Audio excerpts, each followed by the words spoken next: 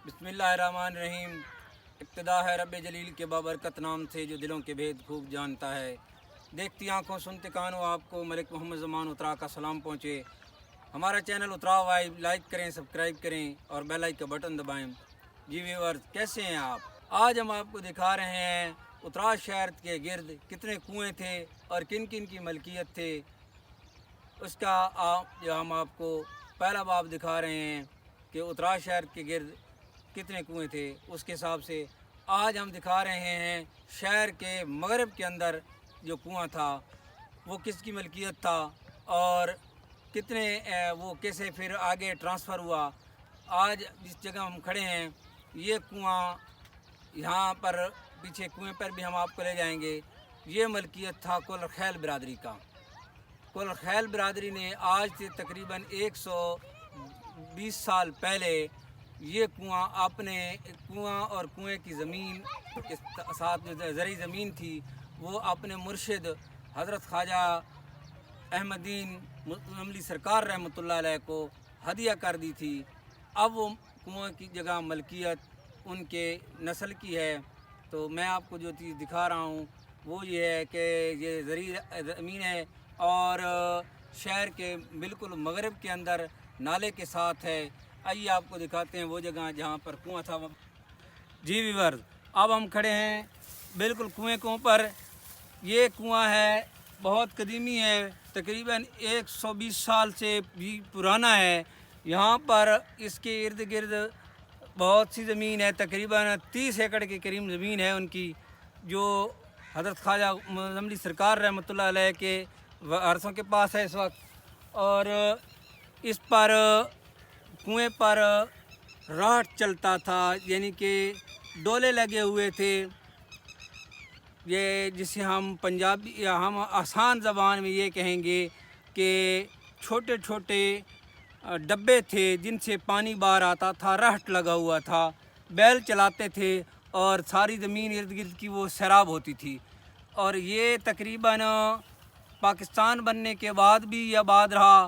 फिर जब नहर आई तो नहर आने से ये कुएँ जो है वो गैर आबाद हो गए। और अभी हम आपको दिखाएंगे कि इसके साथ आबादियाँ बन रही हैं और लोगों ने यहाँ मकानात बनाने शुरू कर दिए हैं। ये अब रकबे आबाद हैं अल्हम्दुलिल्लाह।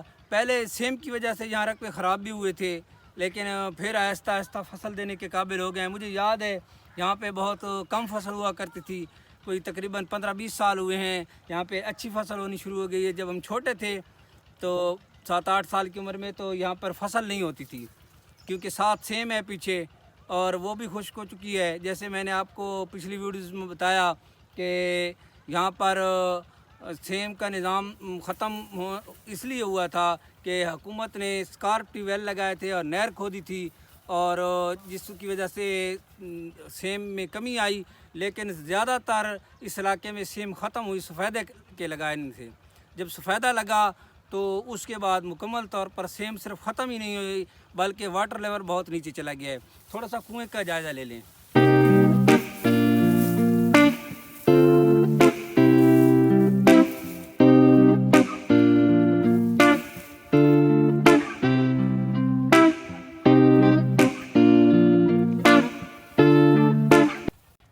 जी व्यूअर, अभी आप देख रहे हैं ये पीछे इमारतें बनी हुई हैं। यहाँ पर भी जो काश्तकारी हुआ करती थी, लेकिन ख़ासी इमारतें बन गई हैं। यहाँ पर एक एक कनाल के 10-10 मरले के 1.5 कनाल के घर बन चुके हैं। पीछे भी बहुत सारी आबादी बन चुकी है। और इस तरफ जो है ये कब्रिस्तान है, जो खाने खैला वाला कब्रिस्तान के नाम से मफहूम है, तकरीबन 2.5 कनाल पे है। इसकी अभी जो है ज़्यादा वसअत कर दी गई है और तकरीबन 2.5-3 कनाल और रकबा इसको कब्रिस्तान को दे दिया गया है और कब्रिस्तान तकरीबन 5-6 कनाल से ज़्यादा बन गया है अल्हम्दुलिल्लाह। अभी वहाँ भी जाएंगे। ये आप देख रहे हैं इस तरफ बहुत ज़बरदस्त माहौल था ज़मींदारे का, लेकिन अभी हम आपको दिखाएंगे। अगर गुंबद जहाँ से नज़र आ रहा है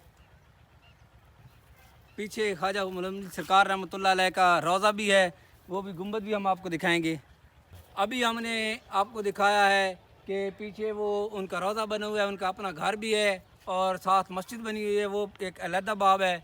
अभी हम आपको ले चलते हैं, साथ कब्रिस्तान है, वहाँ हम फातिहा भी पढ़ेंगे کیونکہ اسی قبرستان کے اندر میری والدہ صاحبہ رحمۃ اللہ علیہ بھی مدفون ہیں، ان کی قبر پر بھی حاضری دیتے ہیں۔ آئیے آپ کو بھی لے چلتے ہیں۔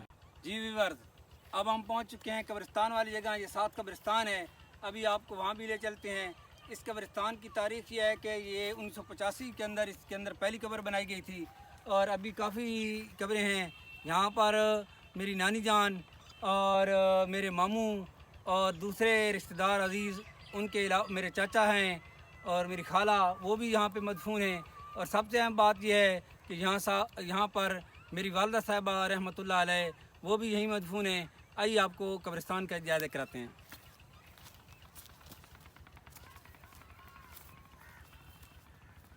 جی ویورز، اب ہم قبرستان کے اندر پہنچ چکے ہیں، اور قبرستان کے اندر آپ کو دکھا رہے ہیں اندرونی مناظر۔ ابھی ہم نے فاتحہ پڑھی ہے اور آپ کو بھی مناظر دکھا رہے ہیں۔ جہاں میں کھڑا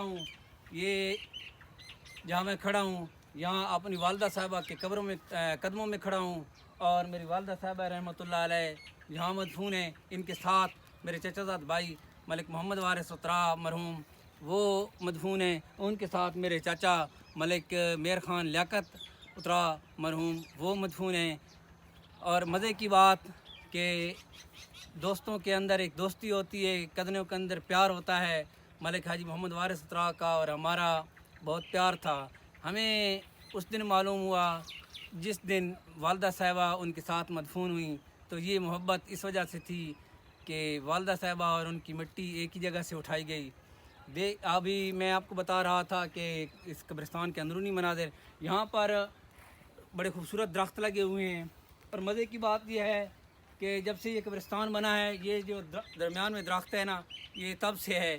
اور گرمیوں کے اندر بہت یہاں پر مزہ ہوتا ہے، کیونکہ اگر کوئی دوپہر کو کسی کا عزیز فوت ہو جائے تو وہ دفن کرنے آئیں تو یہاں کافی چھاؤں ہوتی ہے، تقریباً 5-7 یہاں جھاڑیاں ہیں، بڑا مزہ ہوتا ہے۔ گرمیوں میں بہت زیادہ چھاؤں ہوتی ہے، کیونکہ ابھی خزاں کے موسم میں یہ پتے جھڑ گئے تھے، ابھی بہار آئی ہے تو انشاءاللہ تعالیٰ اس پر بہت پتے ہوں گے اور یہ خوبصورت منظر پیش کرے گا۔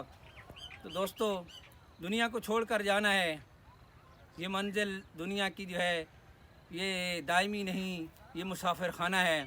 تو کبھی کبھی قبرستان میں بھی بندے کو جانا چاہیے، وہاں پر اپنے بزرگوں کو یاد کرنا چاہیے اور بزرگوں کے لیے فاتحہ خوانی کرنی چاہیے۔ میں اکثر آتا رہتا ہوں۔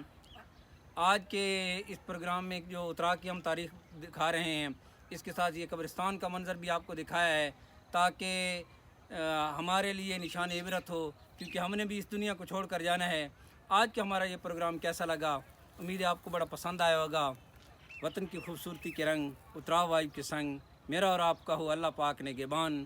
وطن عزیز کے لیے دعا، پاکستان زندہ باد۔